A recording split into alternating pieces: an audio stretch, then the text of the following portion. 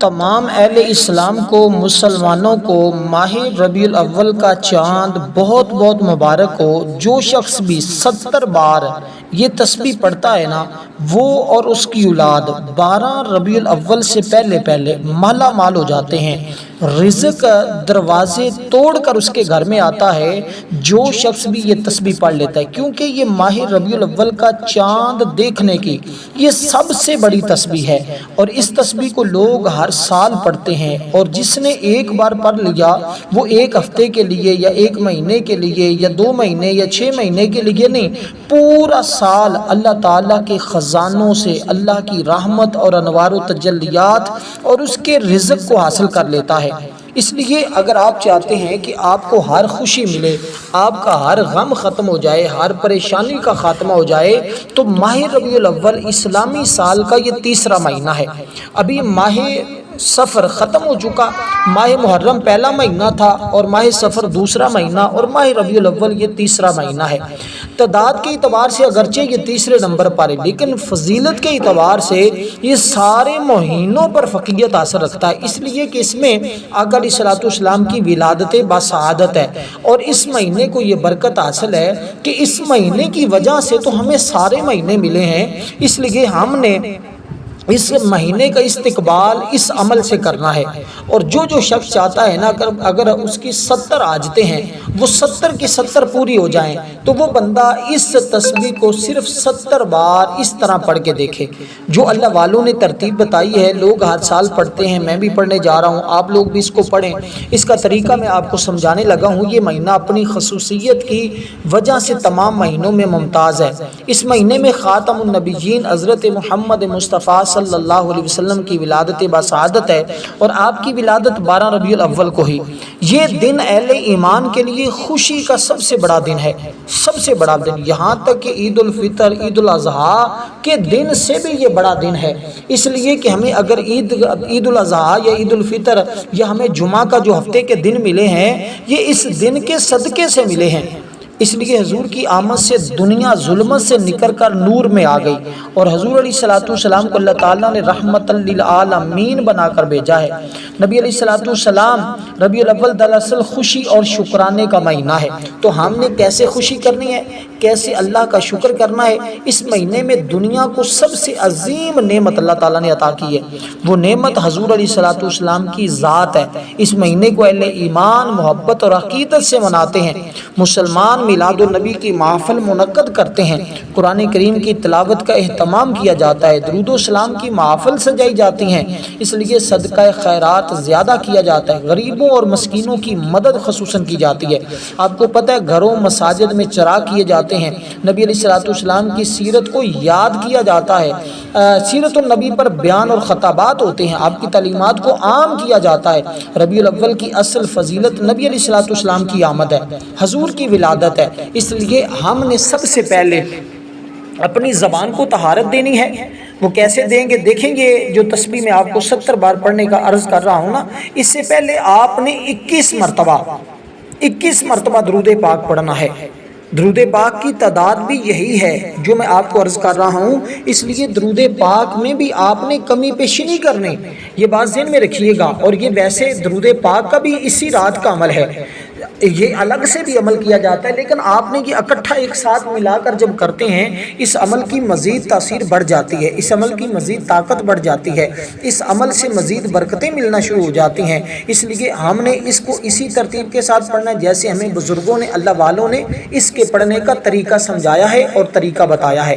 تو اس مہینے میں اہل ایمان کو اپنی محبت رسول اللہ صلی اللہ علیہ وسلم کے ساتھ جو ہے وہ زیادہ کر دینی چاہیے، اور مزید اپنی محبت حضور کے ساتھ جب بڑھا دیتا ہے بندہ تو پھر اللہ تعالیٰ کے انوار و تجلیات ملتے۔ در حقیقت حضور سے محبت یہ اللہ سے محبت ہے، اس لیے کہ حضور نے ہمیں آ کر بتایا کہ اللہ تعالیٰ کی ذات وحدہ لا شریک ہے، اس کا کوئی شریک نہیں ہے، اس لیے آقا علیہ الصلوۃ والسلام کا ذکر کرنا یہ اللہ تعالیٰ کا ذکر کرنا ہے، اس لیے کہ اللہ تعالیٰ خود فرماتا ہے من یطیع الرسول فقد اطاع اللہ، جس نے میرے حبیب کی اطاعت کی گویا اس نے اللہ کی اطاعت کی۔ اس لیے آپ نے اسی ترتیب کے ساتھ اب درود پاک کی بات کر لیتے ہیں۔ بہت سارے دوست یہ بات کہیں گے کہ کون سا درود پاک پڑھا جائے، اور میں یہ بات آپ کو عرض کر دوں کہ اب آپ نے چاند رات میں کون سا درود پاک پڑھنا ہے اس کی تعداد میں نے آپ کو عرض کر دی ہے۔ اس تعداد میں کمی پیشی نہیں کرنی، یہ صرف شروع میں پڑھنا ہے، آخر میں پڑھنے کی ضرورت نہیں ہے۔ یہ عمل باقی اعمال سے مختلف ہے، جو باقی پہلے اعمال اور وظائف بتائے جاتے ہیں ان سے یہ مختلف عمل ہے، اس طرح کا نہیں ہے، یہ ان سے سب سے زیادہ طاقتور عمل ہے۔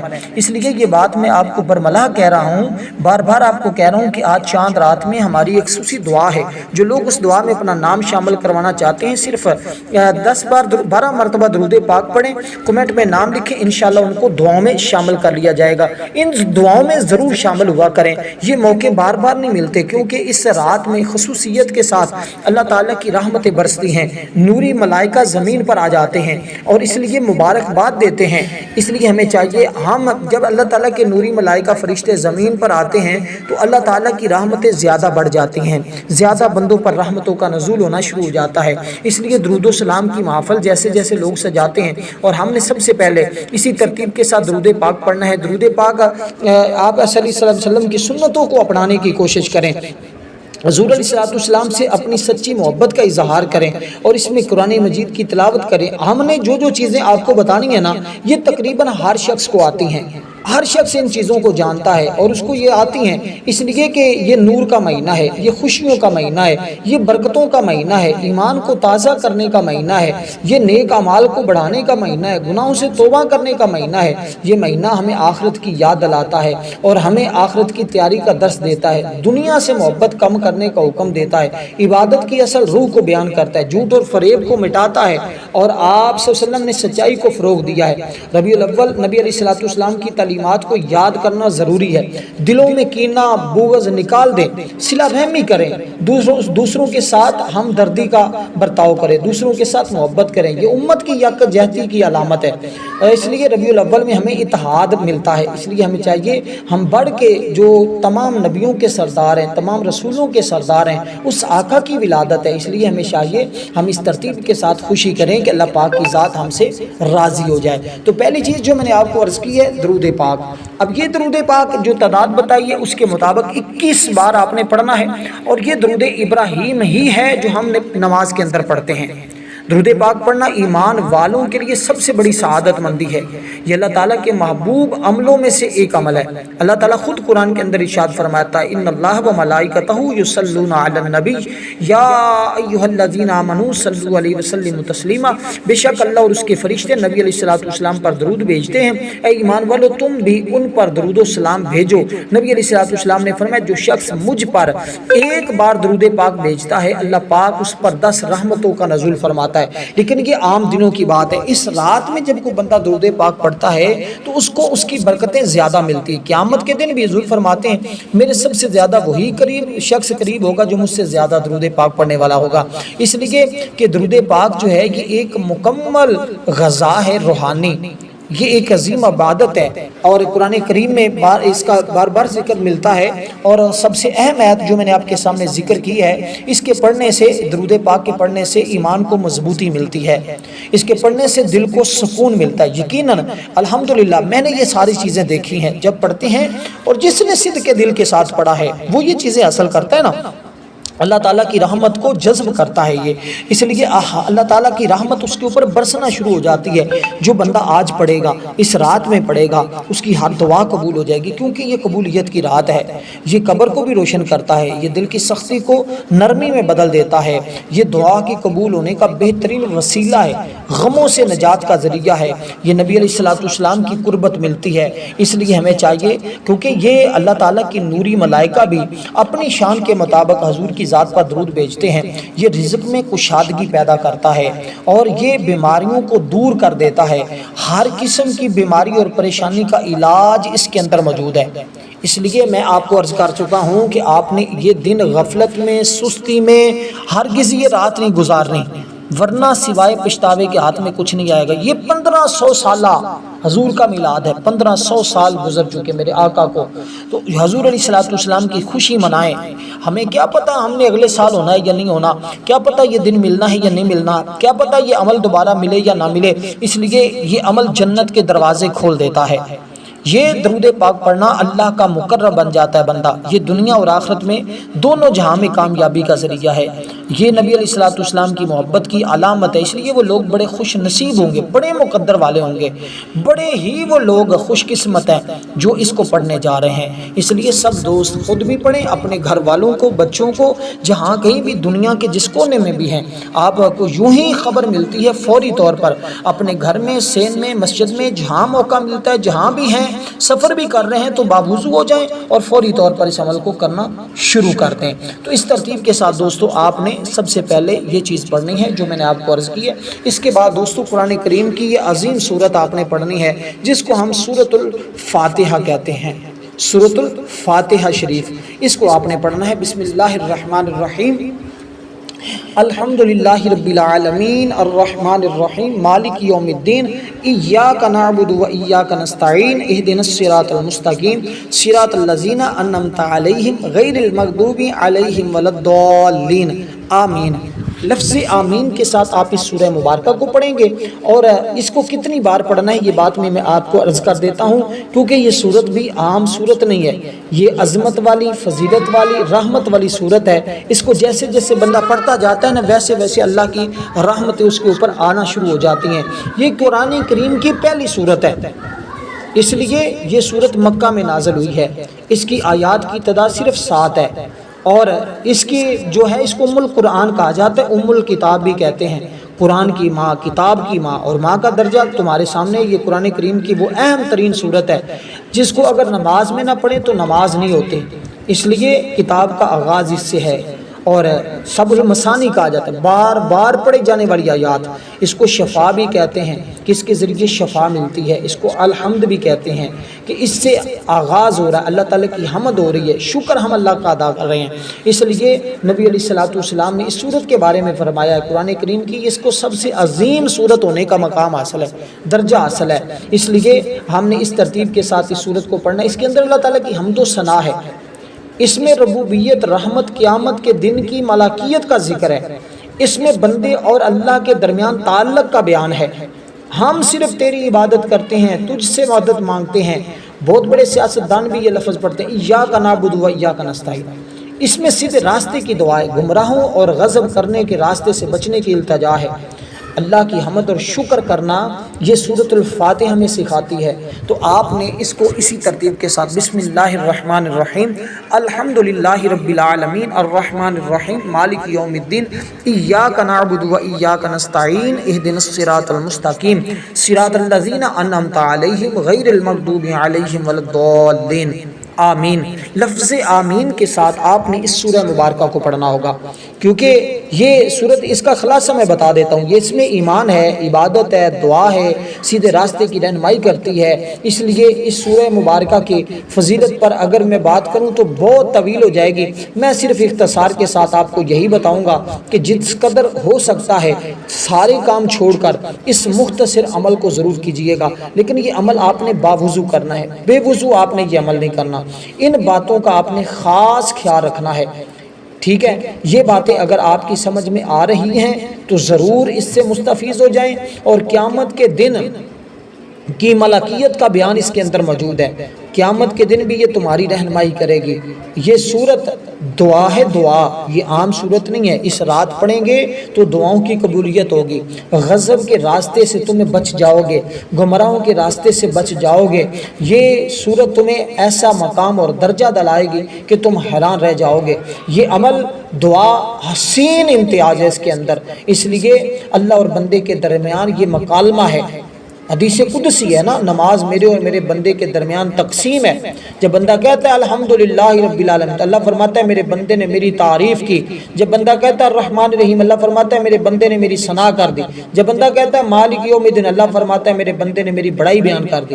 جب بندہ کہتا ہے ایاک نعبد، اللہ فرماتا ہے میرے بندے نے میرے اور میرے بندے کے درمیان کی یہ بات ہے۔ اللہ فرماتا ہے میرے بندے کو وہ ملے گا جس کی اس نے دعا کی۔ جب بندہ کہتا ہے اہدنا الصراط المستقیم، اس کے جواب میں اللہ تعالیٰ یہ فرماتا ہے۔ اس لیے لیے یہ ایمان کو زندہ کر رہی ہے، ایمان کو تازہ کر رہی ہے، یہ دل میں نور عطا کر رہی ہے، یہ قرآن مجید کا مقدمہ کی حیثیت رکھتی ہے۔ اسلام کی اصل تعلیم ہمیں یہ صورت بتا رہی ہے۔ اسی صورت کے بارے میں سیدنا علی المرتضیٰ نے بیان فرمایا تھا کہ میں اگر اس کی تفسیر لکھوں تو 70 اونٹ بھر جائیں گے اس کی تفسیر سے۔ تو یہ صورت پھر کس قدر اپنے اندر مقام رکھتی ہوگی، جس کو صرف آپ نے اس کی آیات کے برابر پڑھنا ہے۔ اس کی آیات کتنی ہیں؟ 7، تو اس کو آپ نے 7 بار پڑھنا ہوگا۔ یہ اس کی ترتیب میں نے آپ کو عرض کی ہے۔ درود پاک اور اس صورت کو آپ نے اس طرح عمل کا آغاز کرنا ہے، عمل کو آپ نے شروع کرنا ہے، اور اس کی ترتیب کو آپ نے اپنے مد نظر اور ذہن میں رکھنا ہے، اور اس ترتیب کے ساتھ جب آپ پڑھیں گے انشاءاللہ محبت اور قوت پیدا ہو جائے گی۔ یہ مشکل وقت میں سکون عطا کرے گی، یہ اللہ کے قریب کر دے گی۔ یہ صورت ہر مسلمان کی رہنمائی، ایک قرآن مجید کا نچوڑ ہے، یہ نماز کا سب سے اہم حصہ ہے، اس لیے یہ دعا کرنے کا بہترین طریقہ ہے، اللہ تعالیٰ کی عظمت کا اعلان ہے۔ اس لیے ہم دوستو اس ترتیب کے ساتھ اس کو پڑھنا ہے تاکہ ہمیں دنیا اور آخرت میں کامیابی مل سکے۔ اب اس کے بعد ہم نے کون سے الفاظ کو پڑھنا ہے، اس بات کو ذرا بڑی اہم چیز میں آپ کو بتانے جا رہا ہوں۔ یقین جانے اس رات کی سب سے قیمتی چیز بتانے جا رہا ہوں۔ اب اس سورہ مبارکہ کو جب آپ پڑھ لیں گے، اس کے پڑھنے کے بعد آپ نے اس کے ساتھ ایک مختصر سی اور سورت کو ملانا ہے، اور 70 بار جو تسبیح پڑھنی ہے نا، اس کی جانب میں آپ کو لے جانا چاہتا ہوں۔ اور آپ جب وہ تسبیح سنیں گے، ہر بچے کے زبان پر ہونی چاہیے۔ اللہ تعالیٰ سے اپنے گناہوں کی معافی مانگ لیجئے گا اس رات، اللہ تعالیٰ معاف کر دے گا۔ یہ ہمارے اوپر آج جو مختلف پریشانیاں ہیں، ہمارے گھروں میں جو مختلف پریشانیاں ہیں، ہمارے گھروں میں جو مختلف مصیبتیں ہیں، اور ہمارے گھروں میں ہر شخص جو پریشانی کا شکار ہو رہا ہے، دوستو وہ شخص جو اس وقت مشکل میں ہے، وہ ضرور بضرور اس عمل کو کر لے۔ انشاءاللہ تعالی ہر قسم کی رہنمائی اس کی ہو جاتی ہے، ہر قسم کا کرم، اللہ کا فضل اس بندے کے اوپر برسنے لگ جاتا ہے جو بندہ اس طرح اللہ تعالیٰ سے مدد طلب کر لیتا ہے۔ اب دوسرے نمبر پر جو سورہ مبارکہ آپ نے پڑھنی، اس سورت کو سورت توحید کہا جاتا ہے۔ سورت توحید یعنی سورت توحید کون سی ہے؟ سورت اخلاص۔ سورت اخلاص کو سورت توحید کہا جاتا ہے۔ تو اس سورہ مبارکہ کو آپ نے اس طرح پڑھنا ہے انشاءاللہ تعالی۔ اس طرح اس سورت کا پڑھنا یہ آپ کے لیے مبارک ثابت ہوگا۔ یہ قرآن مجید کے تعداد کے اعتبار سے اس کا نمبر جو ہے وہ 112 ہے، اور اس کی صرف 4 آیات ہیں۔ یہ مختصر ہونے کے باوجود نہایت ہی جامع ہے۔ اس کے اندر اللہ تعالیٰ کی وحدانیت کا ذکر موجود ہے۔ دیکھیے گا، قل هو اللہ احد، کہہ دو، فرما دو وہ اللہ ایک ہے۔ اللہ الصمد، میں نے اللہ الصمد کے بہت زیادہ اعمال بتائیں، مختلف عمل بتائیں، یعنی اللہ بے نیاز ہے۔ لم یلد ولم یولد، نہ اس کے نے کسی کو جنا ہے اور نہ وہ کسی سے جنا گیا ہے۔ ولم یکن لہ کفوا احد، اور نہ کوئی اس کا ہمسرا ہے۔ ٹھیک ہے، یہ قرآن کریم کی عظیم صورتوں میں سے صورت ہے، اس لیے ایک صحابی اسے ہر نماز میں پڑھتے تھے۔ نبی علیہ السلام نے فرمایا اس کی محبت تمہیں جنت میں داخل کر دے گی۔